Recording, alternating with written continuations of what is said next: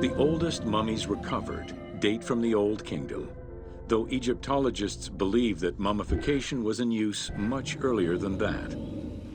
At first, the body was mummified through environmental desiccation, by leveraging the dryness of the environment and the heat of the climate.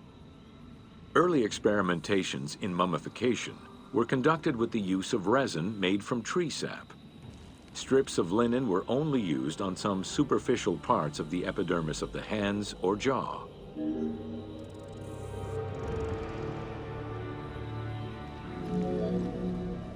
Ideologically, the will to preserve the body is not explained in any way until 3600 BCE. This is when the Egyptian belief that the body housed the soul was finally documented for modern Egyptologists to eventually decipher. It was not until the arrival of the myth of Osiris in the Egyptian religion around the 5th dynasty that mummification was thoroughly conceptualized. The practice was thereafter grounded in both a mythological and ideological point of view. Osiris was mainly known as the god of the dead and the god of resurrection. The most well-known Genesis myth concerning Osiris is that of his dismemberment. It is Plutarch who gives the most simplified and complete summary of the story.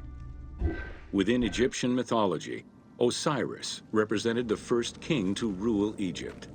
Jealous of his power, his brother Seth attempted to usurp his throne.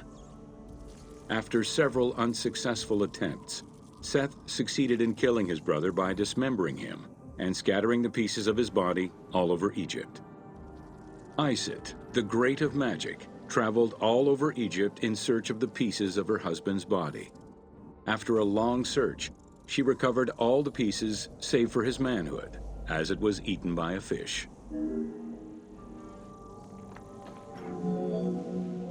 Isis then reassembled the body of her husband by binding it together with strips of linen. Aided by her sister Nephthys, another powerful magician, they gave Osiris the breath of life. This not only brought him back from the dead, but also allowed him to recover his virility long enough to impregnate Isis, thus ensuring his succession before, once more, dying.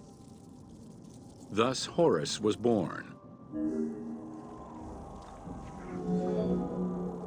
The ritual used to bring Osiris back to life essentially depicts how he became the first mummy. It is why, on the sarcophagi of kings, we often find Isis and Nephthys represented as the magicians who restore life to the deceased.